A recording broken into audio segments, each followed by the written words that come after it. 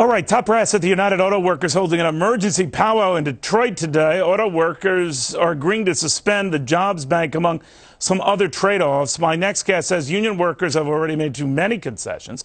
He's Mark Brenner, director of Labor Notes. Do you think they should stop conceding? Well, they already ponied up in 2007. They gave away billions.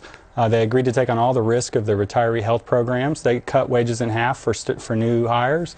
It seems to me that that's a pretty big... Did they deal with the big legacy costs as far as pensions are concerned for retirees? That was one issue they didn't touch. No, the pension plan's solvent, though. They're more than 100% funded in the pension plan. The problem that GM was and Chrysler and Ford were talking about was really the retiree health benefits, and they agreed to create a healthcare trust fund that the union would manage. And 2010 was when the first payments were supposed to all come online. Or because my understanding was that they have made concessions and they have brought their daily costs down, and they are competitive, more competitive than Japanese. But when it comes to these prior agreements and healthcare, pension, and related costs to prior workers who are now not on the scene, right? That is when you factor them in, that it gets to be a sticky wicket. Well, you got 450,000 retirees at General Motors. You got less than 100,000 actives, so you're definitely in a situation. So it's sort of like a mini Social Security thing. Well, it was a private welfare state, you know. Instead of creating public national health care programs like all the other industrialized countries did, we created them in each company that came out of World War II, and now we're paying the price for that. All right, but now they're on the brink. And the rap against giving a bailout to the industry is that they'll just bleed through that money and then some. And whether you fault labor or you fault management, I say blame everybody, but there's the problem, right?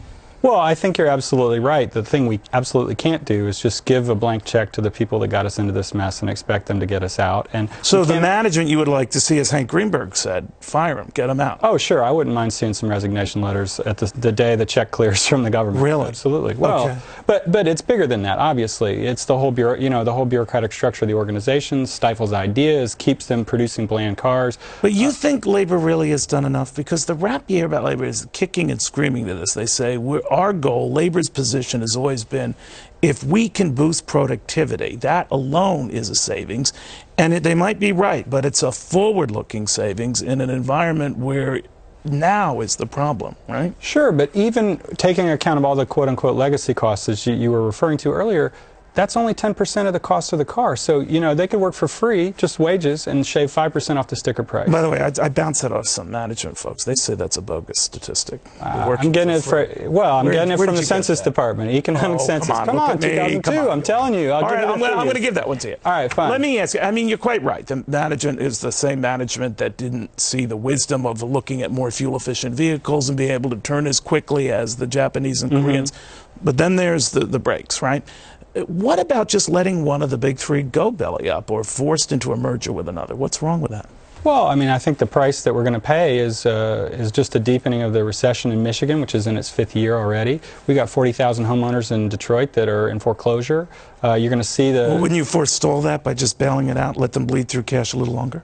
Well, I mean, if we don't actually demand real comprehensive changes, sure. But I think that what the government needs to do is something much bigger. You know, for me, I think they need to tackle 3 things. You know, aside from the healthcare problem, which we just talked about earlier, they also need to deal with global warming and our dependence on fossil fuels. You know, there are thousands of creative engineering students and new graduates that would love to tackle the problem of developing something other than the gasoline engine. Why not put them to work? Well, hot air alone from Washington on this could have solved it, right? I mean, Mark, thank you very, very much. Good. Great to be here.